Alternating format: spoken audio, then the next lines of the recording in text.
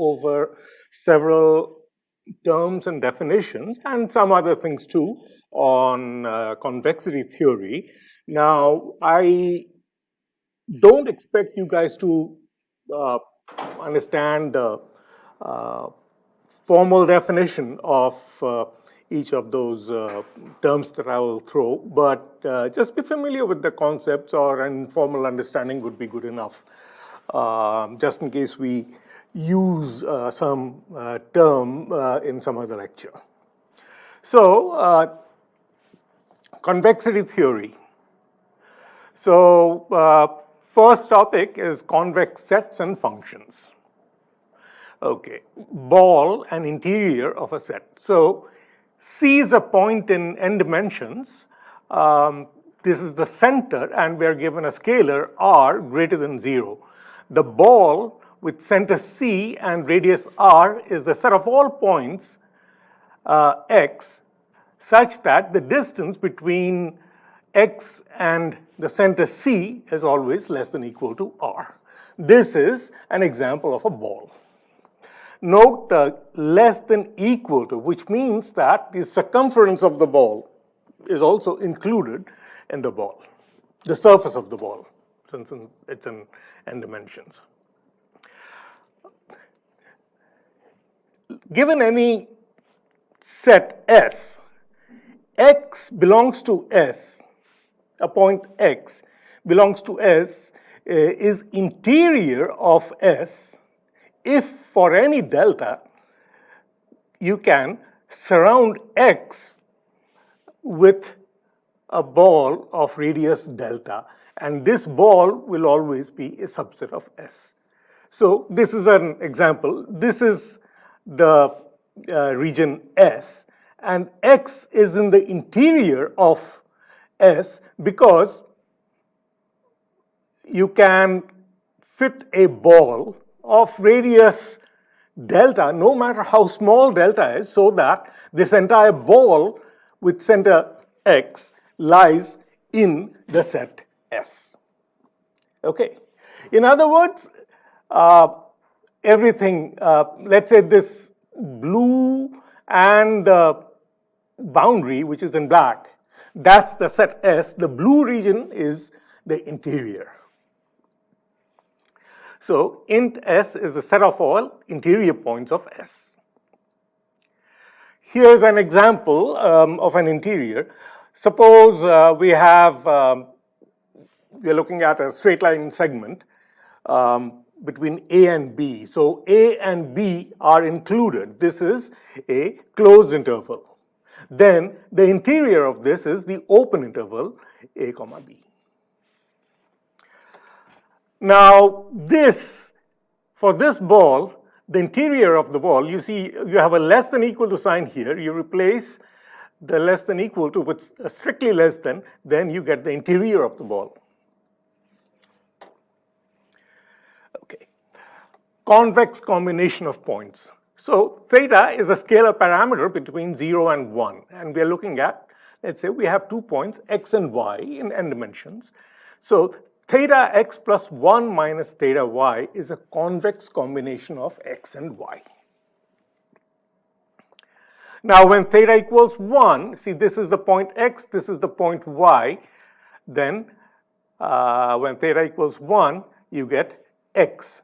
This green point here is this theta x plus 1 minus theta y. When theta equals 0, then this convex combination of x and y is y, this point here. Likewise, when theta equals half, then it's the midpoint. The convex combination is the midpoint. Convex set. So this, a convex region. So this green region is convex.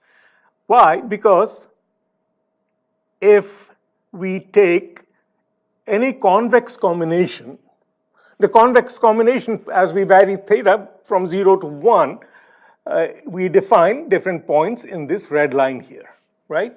So if this theta x plus 1 minus theta y, for every theta, this entire line, that is, straight line, that is, lies inside C, then C is a convex region. Now, if excluding x and y, that is when theta is the open interval between 0 and 1, then the convex combination lies in the interior of C, then the region C is strictly convex. Now, here this is non-convex because it depends on the value of theta. Sometimes it's inside, sometimes it's outside. So x and y must be in the region C in each case. But here, part of the convex combination of x and y lies outside. Therefore, this is not convex. Okay, some definitions. Hyperplane. A hyperplane is defined by, it's usually this A is in a unit vector or normal vector. So this is a unit vector that's orthogonal to the hyperplane, and alpha is the distance between the hyperplane, orthogonal distance between the hyperplane and the origin. So x such that A transpose x equals alpha defines the hyperplane. The set of all such points, x defines a hyperplane. Half space is like a hyperplane.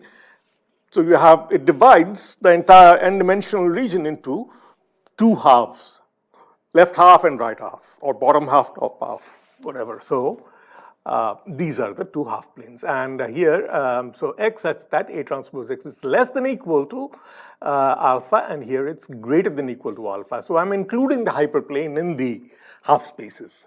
What's the intersection of the half spaces? The hyperplane, correct? Convex combination of k points.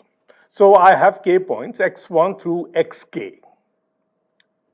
Okay, the convex combination of all these k points will be a point z, such, which is summation theta k xk. Now, each of these theta k's should be greater than equal to 0. Furthermore, summation of all the theta k should be equal to 1. In the previous case, we had theta and 1 minus theta, right? That was when we had just 2 points. So now we are generalizing to k points. Convex hull is the convex combination of points. So, excuse me. So let's say I have all these k points, k equals 7 here, I have 7 points.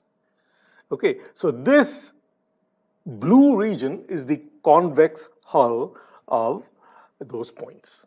Okay, it's like you stick a pin on each of these, pretend that the surface of my computer is a sheet of paper, and you stick vertical pins everywhere, and then you tie a rubber band around it. Okay, so the shape of the rubber band would be the convex hull. And you can see why we are not allowing any theta to be negative. Otherwise, it would go outside this convex region. Okay, supporting hyperplane theorem. Suppose we have a convex region C, and we have a point x0 belongs to C, but x0 is not in the interior. So this is a point x0. Okay, so it's on the boundary of this convex region. Then there exists an A, a vector A, and a scalar R. That is, what do A and alpha define? A hyperplane. Okay, so there exists this hyperplane such that A transpose x naught equals alpha. So it touches this point x naught, and A transpose x is less than equal to alpha for all x belongs to C. So this is the hyperplane. This is the normal to the hyperplane, and it's touching this point. And all of C, the convex region C, will be on one of the two hyperplanes. It won't cross the hyperplane. It would be on either the left half plane or the right half plane. So that's the supporting hyperplane theorem.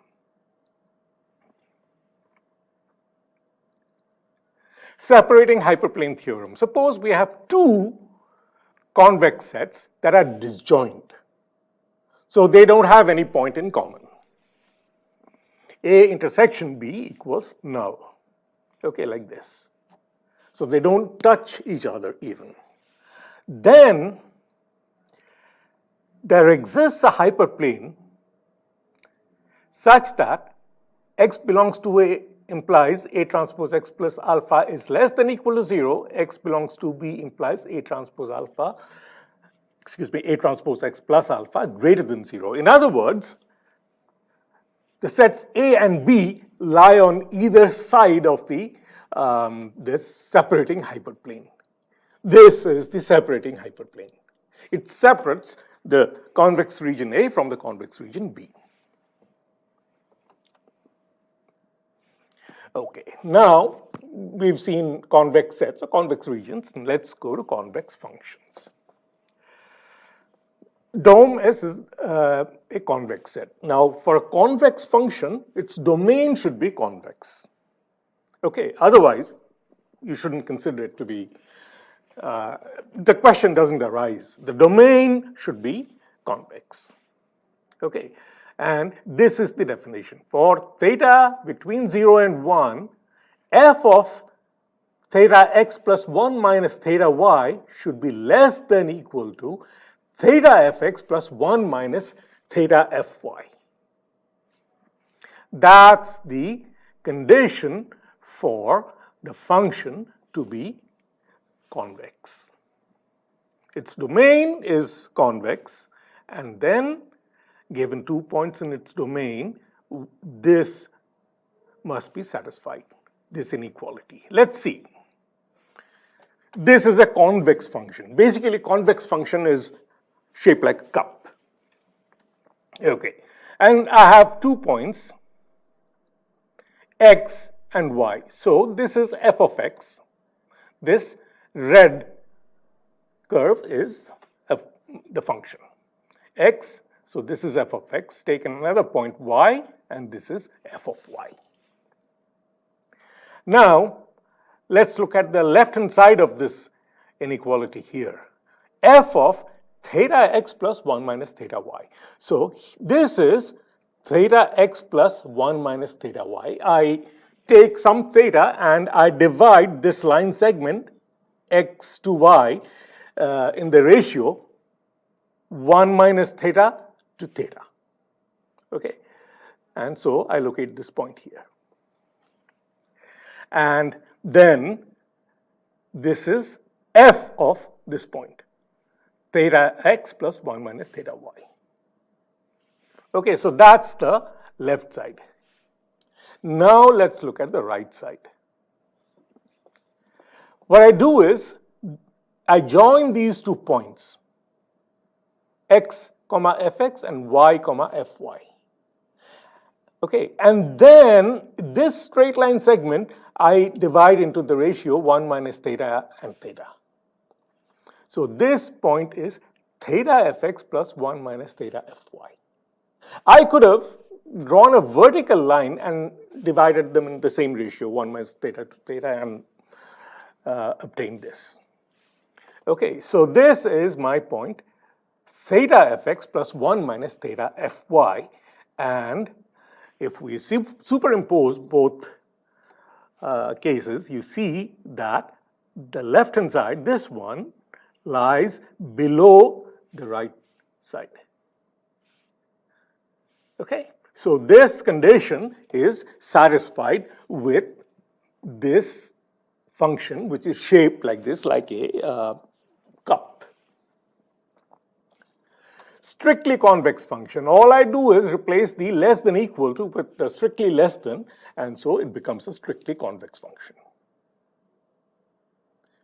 Okay, now strictly concave f of x if negative f of x is strictly convex. This is a non-convex function. It's not convex, it's not concave either, right? A concave function would be an inverted cup. This part is concave, this part is convex, but the whole thing, the function is not convex. Okay, more on convexity theory. Now let's go to differentiable functions. We'll consider functions that are differentiable once. Okay, and see if we can get some other conditions for convexity. Here we didn't consider derivatives anywhere, right? So now we assume that the function can be once differentiable.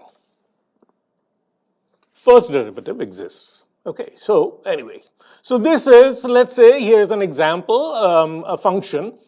Its domain is the xy plane, or maybe the positive, the first quadrant, depends. The first quadrant is convex.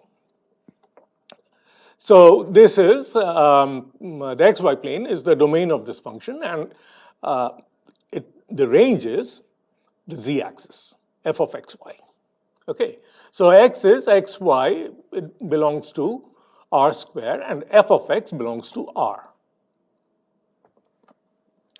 Okay, now what I've done is, this is the top view here of this. So this is basically the xy plane, right? But xy plane are at an angle, so I correct my view. So this is straight looking from the top. This is what I'd see. And what I've done is, the shading is depending on what the value of the function f of xy is at each point. I've shaded this accordingly. So blue is, when the bluer it gets, the smaller the value, lower the value of the function. And when it gets towards red, red means higher the value. This is the gradient. Okay, this is the gradient of the function. It's in defined in the xy plane, in the domain of f. And this is what it looks like when this is a view from an angle, and this is the top view. Okay, so the gradient of f of x at a point x. Yes? I didn't understand the direction of the gradient. Why it's directing outside? It's always directed outside. Okay. Well, I can actually explain that.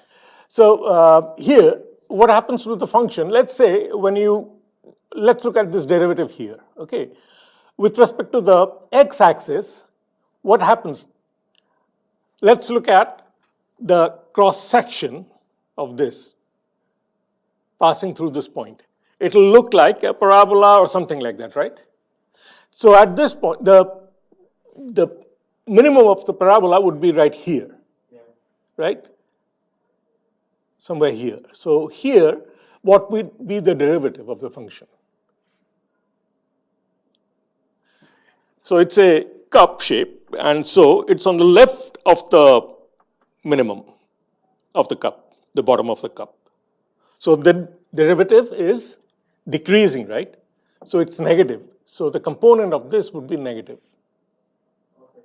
Right? And likewise, you can argue that what the component of along the y direction would be, and you can easily see that it's pointing outwards.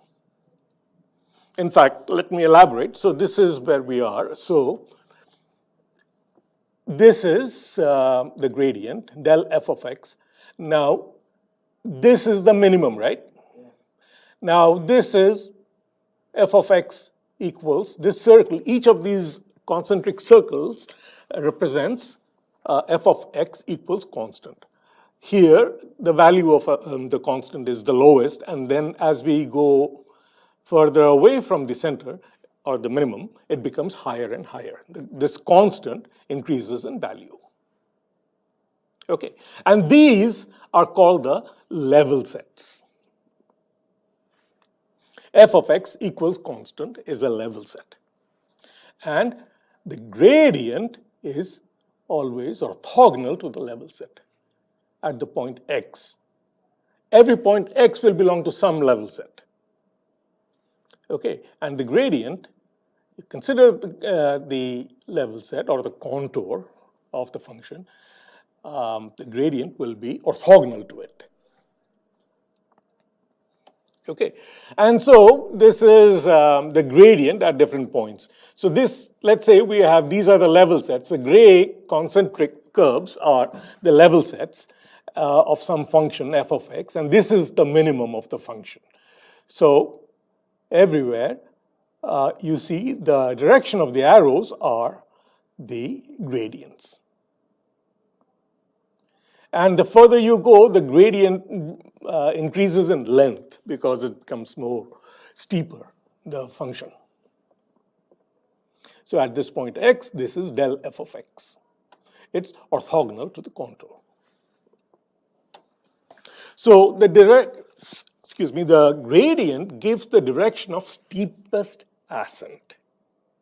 Okay, so at this point x, if you want to go by an infinitesimal amount delta x, which direction should you choose so that fx plus delta x would be highest? The direction would be this. Delta x would be proportional to this, the gradient. Okay. Another way of looking at it is, if you have, suppose this is convex, if you have a supporting hyperplane at this point, right, then del f of x defines the direction of maximum ascent.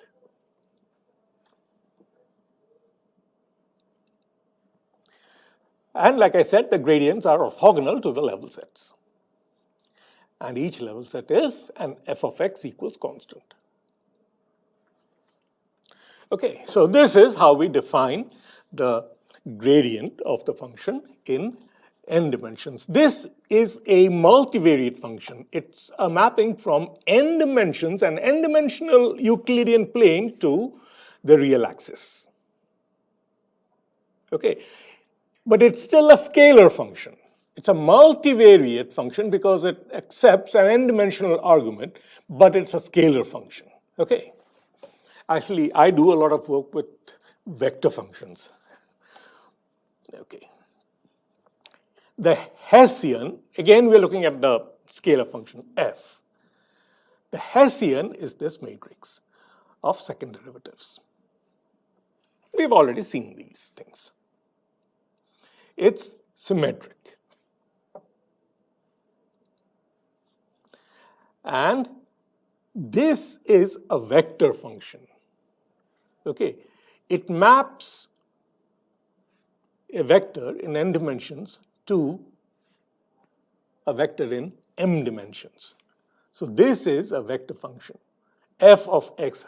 This f is also a bold, right? That's because it's a vector. Here, f was my usual notation for scalars. Here it's bold, upright bold. So anyway, so its components are f1, f2 until f sub m. That's why it's m-dimensional. And we can define the gradient for each fi. We can define the gradient, which is a column vector like this. Correct? The gradient or the Jacobian of the vector function is equivalent to the derivative. And now it's a matrix. So I've taken f1, so this is the gradient of f1 is the first column. The gradient of f2 would be the second column, del f2. And last column is del fm. Okay, so del f1 through del fm, each of these is a column vector, right? And how many, what's the dimensionality of the gradient? N. the gradient, because you're differentiating with respect to each of the scalar variables, x1, x2 until xn, right? So the gradient acquires the same dimension as the domain n. Okay, and how many columns do we have? M columns. Okay, so this is the Jacobian, which is an n by m matrix. Clear?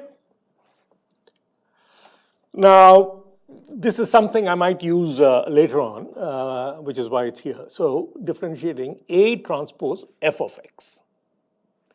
A is a m, as in Maryland, m-dimensional vector. So, A transpose f of x is the inner product, and it's a scalar. So, this is my x. That's in n dimensions. A is in m dimensions, and f of x is also in m dimensions. And this A transpose f of x is nothing but summation ai fi of x.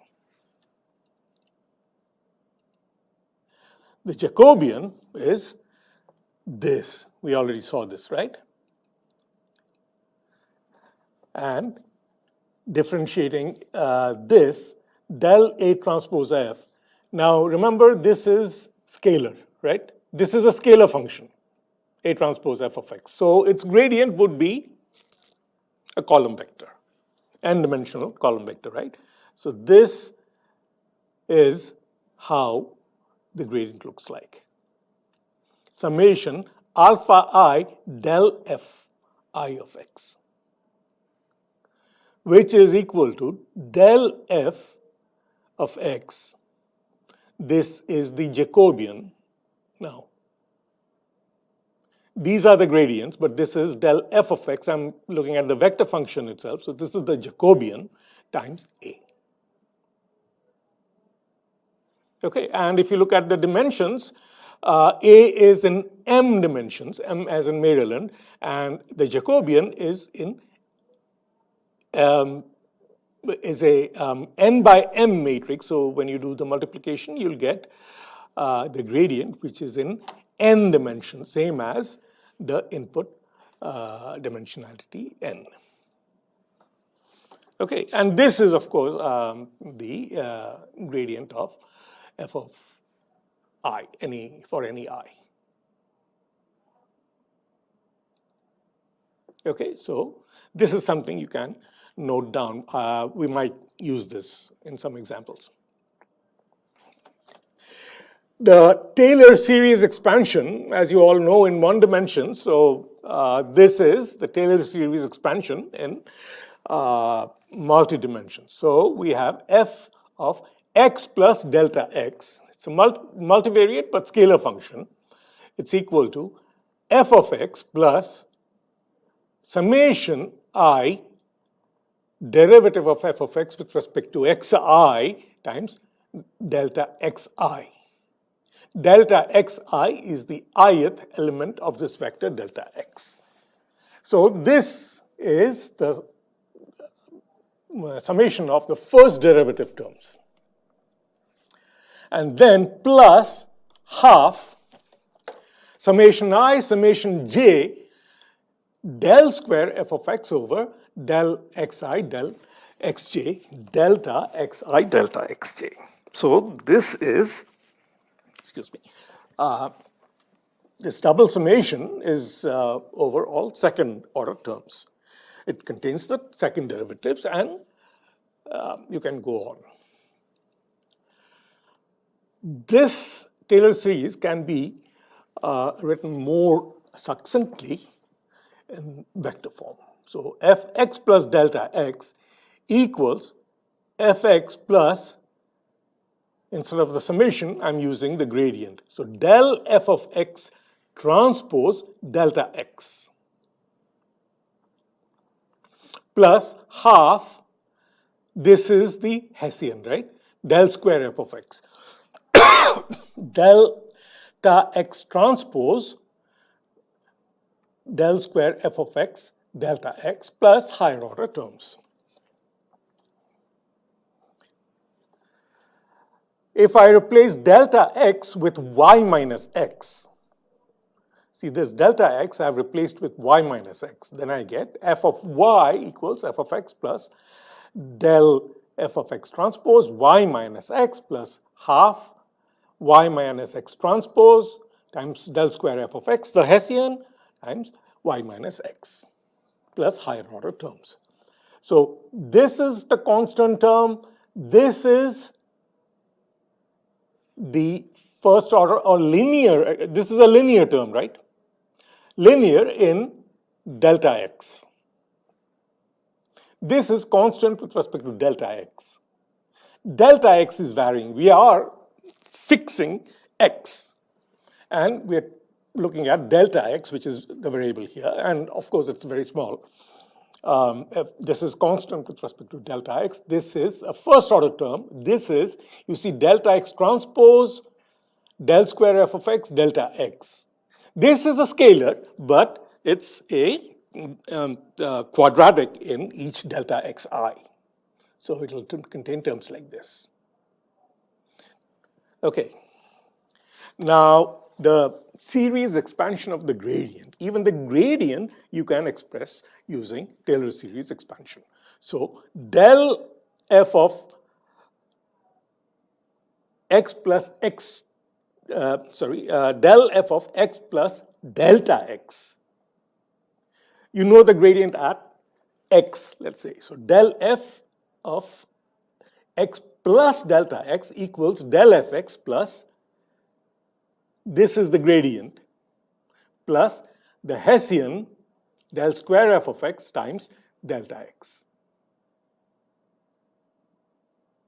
And plus higher order terms. Any questions? Okay, now we'll look at, now this is the Taylor series expansion. I just assumed that higher derivatives exist, although in the beginning I told you that we're not looking at higher derivatives, okay? But maybe this is for reference. I could have presented this later. But anyway, so let's say we have a function f of x which is convex and differentiable. Okay, so take 2 points xy in the domain of f. This is the condition for the function to be convex. F of x plus del transpose y minus x is less than equal to f of y. Let's look at it in one dimension. So, in one dimension, this is a scalar, right? Simply the derivative of the function. And x is a scalar now. Okay, so this is the function f of x. This is the x-axis. I take a point x, this gives me f of x, and I draw a tangent at this point x, comma, f of x. Okay, what's the slope of this tangent? It would be equal to the derivative at the point, correct? Now, take another point y, and then this point here, so I draw the straight line, vertical line until it hits the tangent, and then I draw a horizontal line. So this point, by geometry, you can easily see that this is f of x plus derivative of f of x times y minus x. Okay, and what can you see here? This point, this is y, this is f of y. So this here is the left-hand side, and this is f of y, the right-hand side. The left-hand side is less than equal to the right-hand side. Informally, what it means is the function, this blue curve, is convex if you take any tangent in multiple dimensions. It would be a tangent plane, right? then the entire tangent will lie below the function. So this point on the left-hand side is any point on that tangent, and it lies below the function. Okay, so that's how we define convexity. This is another definition of convexity if the function is once differentiable. Next, we turn our attention to functions that are twice differentiable. So the Hessian of the function exists. The condition for convexity is the Hessian is positive definite, positive semi-definite. Del square f of x is greater than or equal to 0. Strictly convex if del square f of x is positive definite. Convex functions and then strictly convex functions. Now, let's look at a local minimum of a function. I'm not saying that it's a convex function yet. Okay, x star is a local minimum of f of x if there exists some ball. So basically, we are free to define the radius r. If there exists a ball b x star r for some r such that for any x belong in the ball, f of x star is less than or equal to f of x. That's the definition of a local minimum of a function. So this is the ball around x star, and within this region, let's say this is something like this as the function. Within this region, this point x star is the minimum. And r can be as small as you like. It still is a local minimum. X star is a strictly local minimum. Strict local minimum if all I've done is replace the less than equal to with a strictly less than.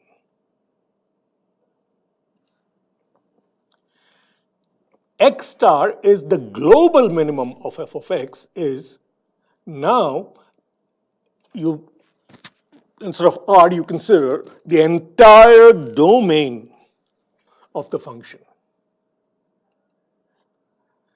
X belongs to domain of f. Fx star is less than or equal to f of x. So this is the global minimum of this function, x star. It's the global minimum of f of x. This is y star here is a local minimum. Okay? Minima of convex functions. Every convex function has a global minimum. And every local minimum of a convex function is also a global minimum. Like for instance, this is a convex function. These are all its local minima, but they're also the global minima, the global minimum, each of these.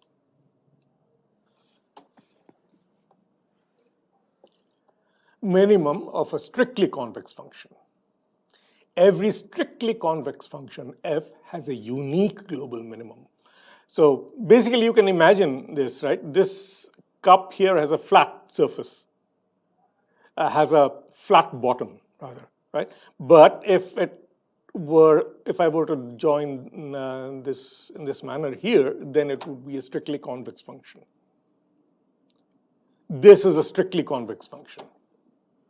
Okay, and it has a unique global minimum. So now, necessary and sufficient conditions for minima. F of x is a twice differentiable function. Is x star a local minimum, strict local minimum? The necessary condition is that the first derivative should be equal to 0 at x star. And another necessary condition is the second derivative should be positive semi-definite. Sufficient condition is the second derivative, that is the Hessian, is positive definite. Okay, so this is the Taylor series expansion up to the second order terms. I've dropped the higher order terms because del of x is really small. Okay. Now, what do you see here? Del square f of x is a matrix. Vector transpose, pretend this is the familiar Q. And this is, so x transpose qx or half x transpose qx, right?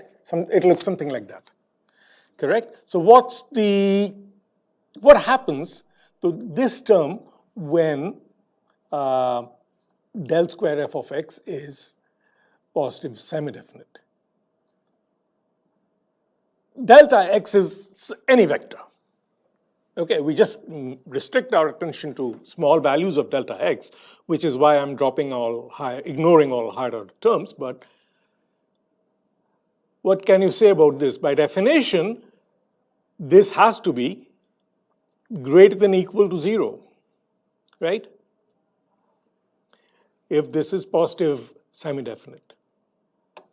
This has to be 0. The gradient has to be 0. So this term vanishes. So we are looking at this. I'm ignoring higher order terms because delta x is small.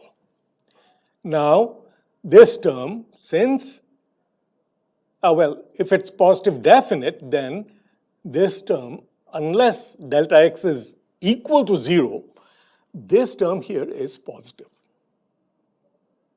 right? In which case, f x star plus delta x, no matter how you choose delta x, you're going to get something positive, right? It's more than f of x star. So this is always greater than f of x star. F x star plus delta x. Okay, so this is a sufficient condition for a minimum. X star is a minimum. So this is X star strict local minimum necessary condition. First order necessary condition is the gradient at X star equals 0. The derivative should be equal to 0. Sufficient condition is the second derivative is positive definite. Now what happens if it's negative definite? Del square f of x star is negative definite, but it's satisfying this condition here, the first order necessary condition. This is the second order sufficient condition. In that case, x star is a local maximum, not a minimum, but a maximum, if it's negative definite. What if the Hessian is positive semi-definite?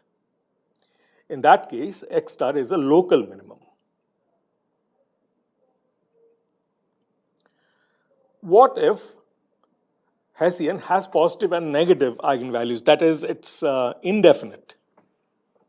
It's neither positive definite nor negative definite. Then x star is a saddle point. I'll explain what a saddle point. So it's like, in some directions it looks like a minimum, in some other directions it looks like a maximum. And when del square f of x star is 0, then we can't say. For instance, here's an example. 1 dimensions. F of x is x to the 4. The strict global minimum is x star. But the first derivative and the second derivative at x star equals 0, they're both zeros. But it still is the global minimum, strict global minimum.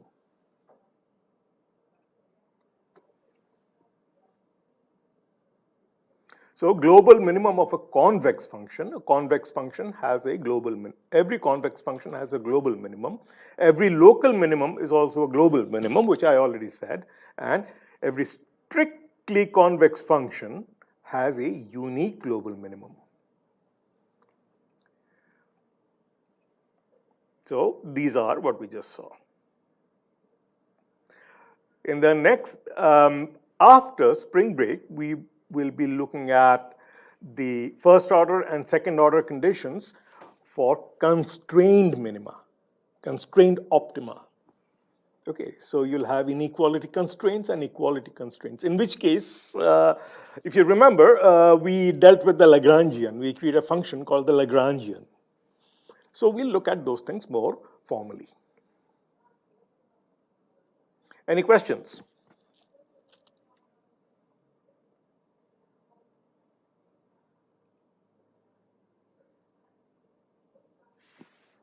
Again, I don't expect you guys to understand all the definitions, but as long as you have the concept, we are good.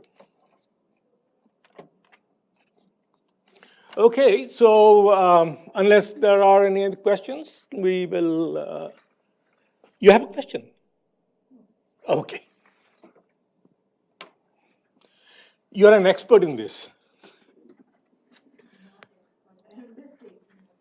Well, yeah, I am a minor expert.